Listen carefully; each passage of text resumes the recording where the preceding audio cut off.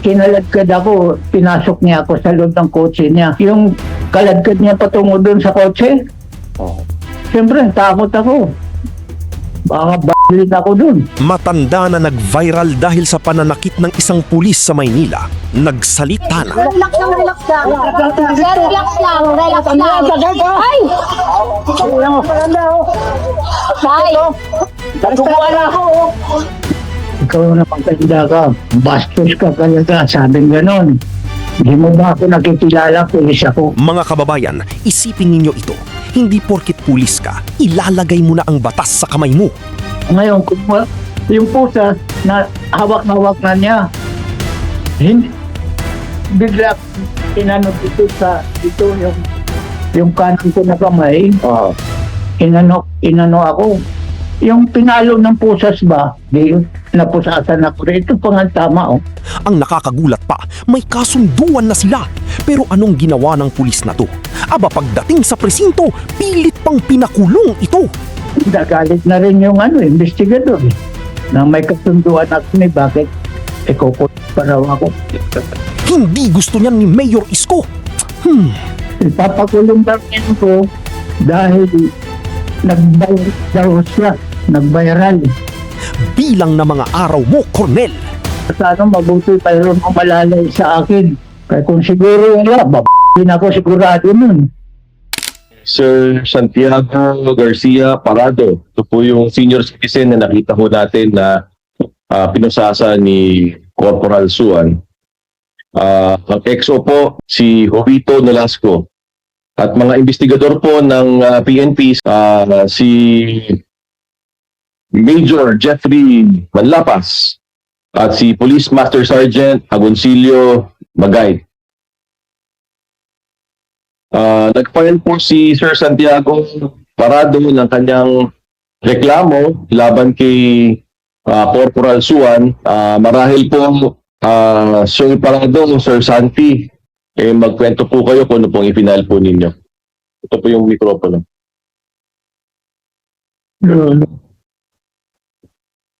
Opo. Ako po si Santiago Parado Garcia, China. Ay, maikikwento ko lang po yung nangyari po sa akin.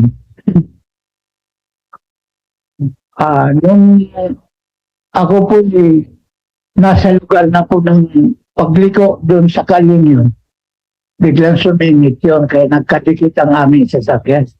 Pagbaba niya, biglang nagalit sa akin. Pilit niya hinihingi ang aking lisensya.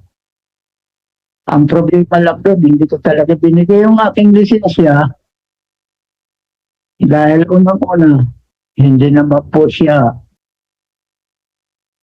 pulis sa trapiko. Yun ang ikinagalit niya.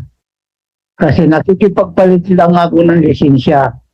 Sabi ko, akin na lisensya mo, ito lisensya ko. Ayaw niya. Ikaw na maganda ka, bastos ka talaga, sabing ganon. Hindi mo ba ako nakikilala, pulis ako? Ako, hindi na lang hindi. Basta hindi ko pinilisis ako, yun ang itinagalit ng gusto.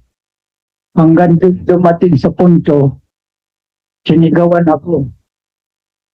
May atras ko rin maging sasakyan. Atras. Galit na galit yata. Di inatras ko naman, may tinamaan doon sa likod. Then meron pala din tricycle yata yun.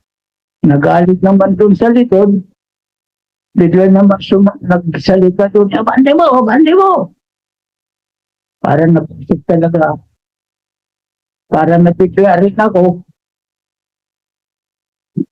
Parang natapakan ko si linyador ng parang gumanon sa sasakyan, pero sa pagkakabigla ko ng model, parang atras, parang abanti. Tapos nung magalit. Ngayon, hanggang doon dumating sa punto na pinagsusuntok na ako doon sa sasakyan. Pagdating ng gano'n, dahil sarap siya sumuntok dahil mataas yung bintana.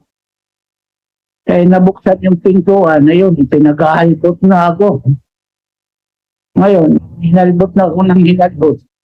Nahihirapan na ako. Hanggang kasi pinapipilitit yung isang kamay ko eh. Pilit ako na ibaba. Hanggang di na napaupo na ako doon sa bangkita. Nung nasa bangkita ako, pinilitit ang aking kamay at gustong pusasan. Yung kaso, ewan ko pa, gumaplos. Hanggang sinuhuran ako para hindi ako makapalag. Napusasan yung dalawang kamay ko. Pusasan yung dalawang kamay ko. Tapos bigla akong hinaltak. Kinalatkat ako at pinasok ako doon sa kotse. Pinasok ako doon sa kotse niya. Tapos, nung sinabi niya, kung ano lang ikaw, swerte ka lang ikaw na matagal na pulis yung nakasagupa ko. Dahil kung yung mga bata-bata pa rin na pulis, babarilin daw ako. Hindi lang naman ako nainig. Nung tumatakbo na kami, huwag ka lang kita makikita sa kalye. Pag nakita kita sa kalye, bang maniyo ka, babarilin kita. Sabi ganun sa akin. Basta hanggang doon ako na dinala ako sa dito sa City Hall ng Taguig. Hindi kami tinanggap dyan. Hanggang dinala ako sa Traffic Bureau ng Taguig. Ayun, tapos doon, nagawa na kami ng tawag? Compromise. Kompromiso na kasi nakausap niya yung aming kapitan. Ako wala kong alam kung ano mapag-usapan nila. Basta na lang siya, may pinapagmahan sa akin. Nung pinasa ko, kung permiso ko na hindi ako magdidimanda sa kanya. At siya rin, hindi rin po ako, parang kasunduan ba. Pagkatapos niyan, yung confirmation namin na hindi siya, wala na siyang sa akin. Tapos ako rin, wala rin naman akong sa kanya. Dahil mag-uwi na kami. Hindi nagtagal, mga bandang alas 11, mag-alas 11 ng gabi. Alas 10 pasado na yata yun. Tinawag ulit kami. Ang dahilan daw, dahil kukunan daw ng litrato yung sasakyan. Yung sasakyan na ginamit ko, yun daw ang dalhin doon. Kukunan ng litrato. At saka, basta yun lang ang Kaya pagdating namin doon, iba na ang maging niya, sinabi niya kay dito sa investigador na ay ko ito, ipapakulong ko ito dahil ko sinabi, sa English yun? Yung ikaw na maganda ka, bastos ka talaga, sabing ganon. Hindi mo ba ako nakikilala, pulis ako? Ipapakulong daw niya ako dahil nag-viral daw siya, nag-viral. Inquest daw ako niya dahil nag-viral daw siya. Mabuti naman ang investigador po, hindi pumayag. Hanggang doon sa medyo nagkaan na sila ng salita. Hindi natuloy na ako ikulong. Hanggang ano ba nangyari nun? Hanggang uwi ba sa kasi nagalit na rin yung investigador sa kanya. Na may kasunduan na kami, bakit kukulong pa raw ako. Ayun lang. Parang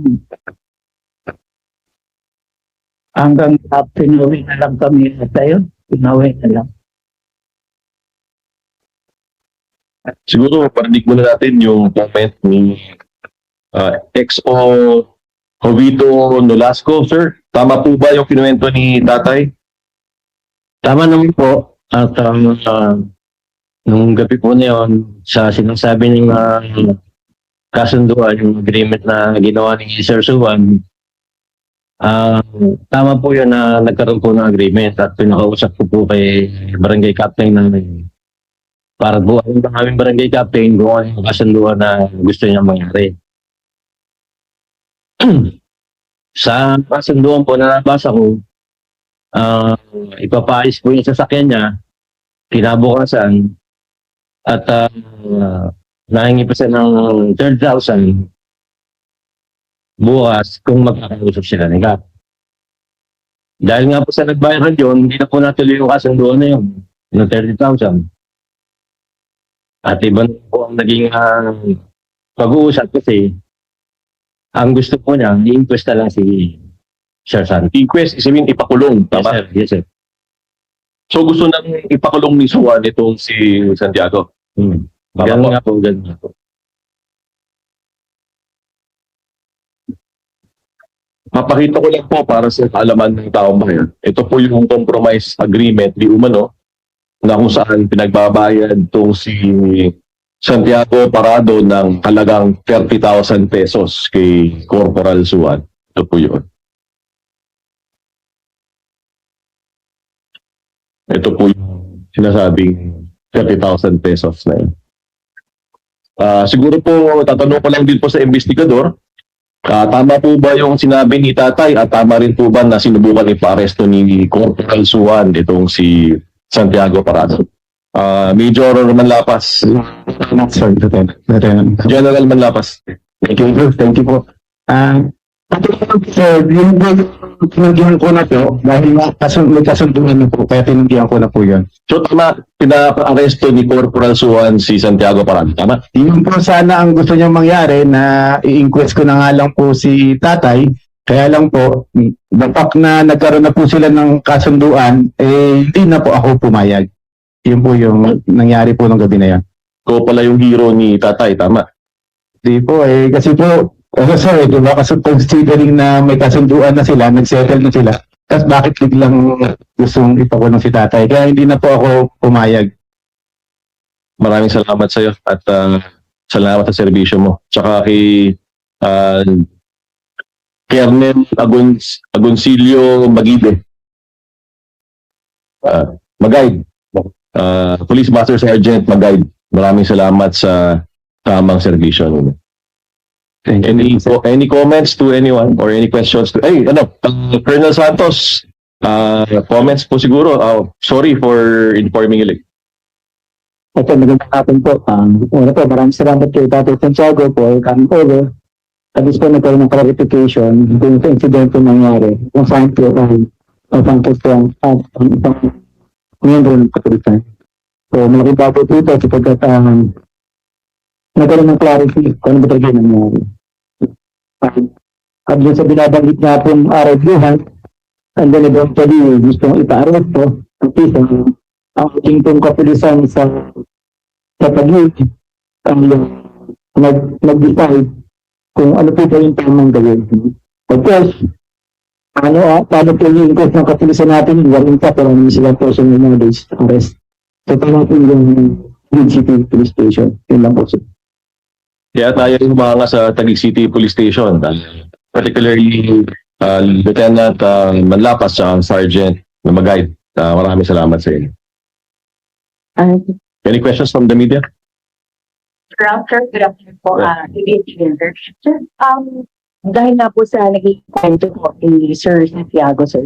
Sir, for now, sir, ano yung status ni Corporal Suwan at saka ano-ano po yung magiging reklamo na kakaharapin po niya? I was informed by Sir a while ago na kinasuhan din niya ng kasong kriminal itong si Suwan. Physical injuries tsaka grave threats ang alam po ikinaso niya. Tama po tayo, no? Tama na po. Yun ang kasong kriminal. At ngayon, totoo niya, hindi ko pa nababasa yung final niyang admin na kaso at narinig naman natin yung testimonya ni tatay. So may criminal cases filed against Suan and now admin case has now been filed. Sir, as of this time, si Corporal Suan ay ano po pa yung status niya, sir? I don't know. I did not check now, but last time I spoke with the regional director of the PNP, General Hansel Marantan, ang sabi niya sa akin, nag-awol si Suan. I don't know what happened afterwards. Tay, yan ko po. Dito po. Ayan, magandang araw po sa inyo. Tay, so, hindi po totoo yung sinabi ni Corporal na tinangkayo po siya talagang sagasaan. Sige tayo, Hindi po, dahil ang unang-una, galit na galit siya, atras mo. Inatras ko, ay may sasakyan sa likod. Opo. Tricycle yata yun. Nagsigawan din sa likod. Bakit mo? Ganun ba nun? Bibigla ko, alam mo na, Batarantang siya. o, bigla ko may abante na yun. Pero ganun lang, may, ganun lang. Wala akong intention akong ano. May kwenta. At saka hindi siya masasagasaan dahil nasa gilid lang siya ng sasakyan. Hindi man siya nandun sa harapan, nasa gilid siya eh. Dahil ako nga ang tinensyon niya, inuumbag ako dyan sa sa pintuan eh. Opo. Hindi yung totoo na sasagasaan ko siya. Bigla lang ako dito sa likod. Then, sinigawan niya ako, atras ko. Ha? Di atras ko. May tatamaan sa likod. May tatamaan sa likod na tricycle. Nagsigawan doon, abante, ganun. Dinabigla ako, di ba? Yung parang gumanon lang yun. Ganun. Kaya nabigla ako pagtapak ng silinyator. Oo. Wala naman sasagasaan doon. Opo. Kaya hindi totoo yun na kung sasagasaan ko siya, ipapaling ko yung ulo patungo sa kanya, di ba? Tay, saan mo nangyari yung sinabi niyong panununtok? Sa sasakyan niya o sa loob mo ng sasakyan? Nasa Manibela ako. Nahihirapan siya sumuntok dahil mataas yung bintana. Ang ginawa naman, nabuksan yung pinto na yon. Nung mabuksan ang pinto ayun, suntok halbot, ganun. Hanggang ako natangay niya ako sa baba. Linalambitinan ako . Tapos hanggang napaupo ako dun sa bangkita. Nakapilipit yung kamay ko kaya masakit . Ngayon, yung pusa na hawak-hawak na niya, bigla akong inano dito yung kanan ko na kamay. Inano ako. Yung pinalo ng pusas ba, napusasan ako rin. Ito pang tama . Tapos yung isa kong kamay dahil hindi na kaya na nakaano, ginano na lang ang kamay ko sa harap. Pinusasan ako. Tapos bigla akong hinawagan yung pusas, hinaltak ako pataas. Ang sakit. Tapos kinalagkad ako, pinasok niya ako sa loob ng kotse niya. Oo. Kaya nung naramdaman niyo nung mga panahon yun, parang pakiramdam niyo ba natatakot na kayo sa seguridad ninyo? O dahil... Natural, at iniisip ko nga, baka barilin ako . Yung kaladkad niya patungo doon sa kotse. Siyempre, takot ako. Baka barilin ako doon. Okay. Kaya, na lang, kumbaga sa mabuti mayroon umalalay sa akin na kasamahan ko sa barangay. Yes, okay. Sinamahan ako. Kaya kung siguro babarilin ako sigurado nun. Yung ganyan statement niya na may takot at may fear, anong yung kay restricted custody pa rin mo and paano kaya yung security for tatay? Una ho, ina-assess po natin yung statement ni tatay at kasama naman po sa pwedeng ipataw ng NAPOLCOM, preventive suspension nito. At actually kanina binubulong asahan ni tatay na takot nga din siya na baka barilin din siya after niya mag-file ng kaso. Pero it is what it is. And sabi ko nga, minsan dapat maging ilaw tayo ng bansa. Ito yun, yung tunay na nangyari sa kanya. Kaysa naman sa hindi alam ng tao ko talagang tunay na nangyayari. And nailalahat na ni tatay ang kanyang istorya, nailalahat na rin naman ni Suwan yung istorya niya noong isang araw. Siguro yung NAPOLCOM, ito naman, 6 yung nandito. Meron kaming collective decision pag yun ay ilalabas. Hindi lang naman isang tao ang nagdedesisyon dito. 6 na katao ang nag-compromise ng National Police Commission. Thank you. If I may last na. Hinalala akong kwento mo tayo kanina na na-hospital ka? Sabi mo ba na-hospital ka? Opo. Dinala po ako sa ospital. Bakit? Inano ang aking katawan po na nakikita saka ito. Saka kasi inano ako sa likod yung aking kamay. Sakit. Masakit ito. Nandito pa ito. Itong lima ito. Tinamaan ko ng suntok eh. We have a follow-up question from Ms. Davidson Yata from ABS-CBN. Sir Ralph, yung firearms ba, na-insert firearms ni Corporal Suwan, binawi na ho ba? I saw a photo na sinurrender niya yung kanyang issued firearms. I was thinking na he's under restrictive custody. But nga, until the PNP corrects me, I was informed na he's now awol. But he's supposedly under restrictive custody. So, maybe that question should be better asked sa regional director ng Region 4. Sir, kay Sir Santiago po ulit. Sir, pagkatapos po ninyo na nagkita noon nung gabing dapat ipapakulong nga ho kayo ni Corporal Suwan, nakita pa ho ba kayo ulit? Nakita pa po ba kayo ulit, sir? Hindi na. Kasi, hindi, ganito po yun. Nung nagkaroon kami ng kasunduan, katunayan pa nga, isang testigo ng kasunduan namin. Opo. Nagkanya-kanya na kami uwi. Tapos, makalipas yata ng mga 2 oras yata, tinawag ulit ako. Kasama, mabuti may mga kasama ko.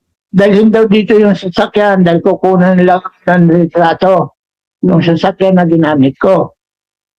Kami naman naniwala,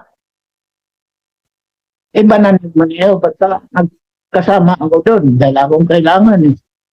Pagdating doon, sa tanggapan nitong ating manlapan, nag-iba na siya ng isip na ako raw kailangan ipakulong dahil nagbayaran siya sa ano. Nagbayaran siya. Mabuti ito. Abay, hindi pinayag ako na ikulong. Sir, pagkatapos nyo magkita na nandun na nga po si Sir Manlapas, nagkita pa ho ba kayo ulit? Wala na. Hindi na. Oo. Okay. Sir, meron pa ba kayong mensahe kay Corporal Suwan? Dahil po na-hospital kayo, nagkaroon kayo ng, well, most probably, baka trauma na nga ho yung nangyari din sa inyo dahil po sa mga sinabi ho niya. At saka sa fear niyo ho na baka ho barilin kayo, lalo pat hindi pala siya nakakustody ngayon at nag-awol pa po. Kaya nga.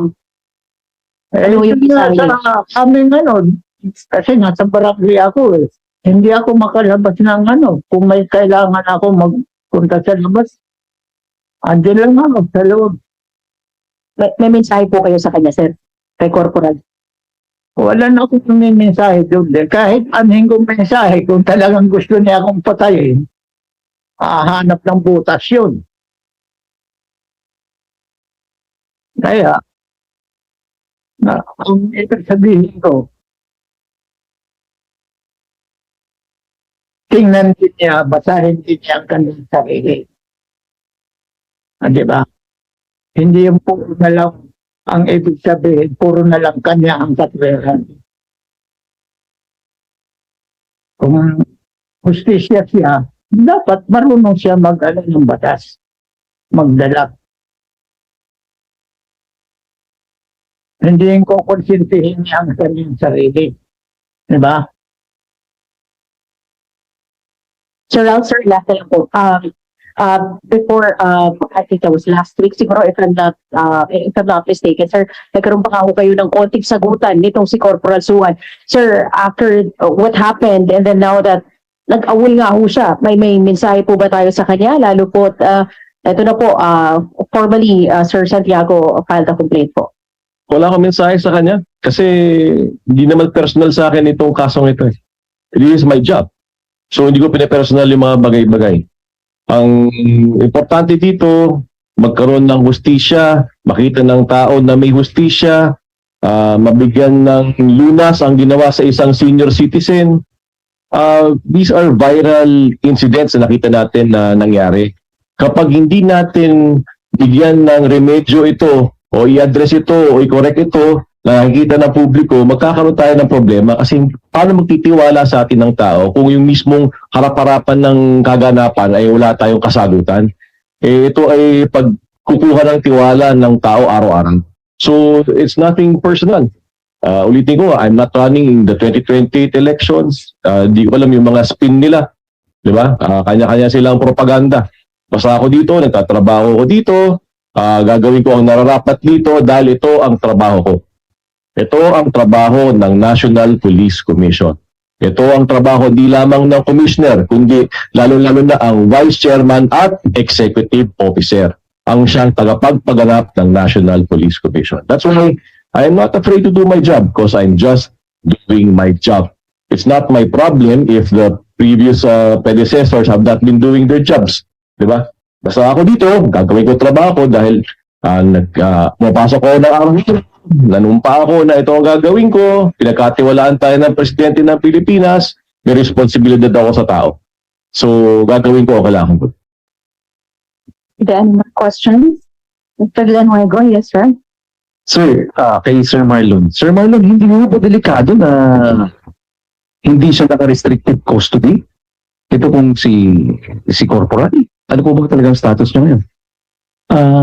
Well, na under-restricted custody, si Police Corporal Suwan ng kanyang regional director na si Police Brigadier General Hansel Marantano. However, na-inform ang ating buting Vice Chairman na accordingly, si Police Corporal Suwan went on a wall. And then, after this, we will clarify. I will call personally Police Brigadier General Marantan to ask ano ba yung status ni Police Corporal Suwan. Sir, tama ba umabot na to sa piskalya? Wala pa? Sa prosecutor's office para po sa criminal? Siguro baka dapat ang sumagot nito si Sir Santiago. Ang alam ko, nag-file sila ng criminal complaint. At ang alam ko, ang final nila ay grave threat tsaka physical injuries. Okay. Thank you, sir. Siguro si Sir Santiago, nag-file po, pumunta po ba kayong fiscal Sir Santi? Natanong po ng mga kasama natin. Wala pa po. Wala pa, hindi pa ako nakarating sa... Nakarating na ba? Nakapile na ba? Pala ko. Ako nalilito na ako. Nag-file na po kami ng complaint sa Hall of Justice ng Taguig. Pinal nga po ni Sir Santi grave threat at physical injury. So, papatawag na lang daw po kami uli para kumpletohin pa yung may kulang pa po kami requirements. Ano nito? Kailan po kaya yung resolution nito from the NAPOLCOM? Sabi ko nga, ang mga kaso sa NAPOLCOM may mabilis ng... Ayan, ito na pala. Yung na-file sa Taguig na criminal case. Santiago Parado versus Simeon Suwan. Grave threat and physical injury. Ito yan. June 5. Tsaka tataka rin po na sinasabi ni Suwan na wala daw 30,000 pesos. Ito, liwaliwahan na daw 30,000 pesos. So, hindi ko maintindihan sa nanggagaling mga bagay-bagay. So we just have to deal with facts. And sabi ko, nothing personal. But trabaho lang. Alright. Thank you, sir. Yeah. Any question?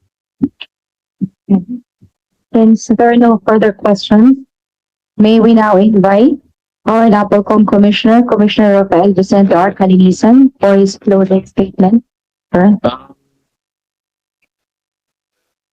Sir Santi, siguro sa ngalan po ng buong National Police Commission at sa ngalan po ng buong kapulisahan ng Pilipinas, sa Philippine National Police, we will assess yung pong final po na complaint, and rest assured that ang tamang proseso po ang mananaig dito. Without fear or favor. Ang importante po, gaya po ninyo, papasalamat kami na kayo po ay naniniwala sa mga institusyon ng gobyerno. Pumunta po kayo sa Piskalya at pumunta po kayo sa Napolcom. Maraming salamat po sa inyong tiwala. At susukulian po namin yung inyong tiwala ng tamang pag-imbestiga at tamang pag-proceed nitong kaso po ito. Para sa taong bayan, ang Napolcom po ay ang pulis ng pulis. Nagtatrabaho lang po kami dito. Wala po kami ibang agenda dito. At ang ginagawa po namin ay para sa inyo. Maraming salamat po. Thank you, sir. And that concludes today's briefing. Thank you very much. Thank you.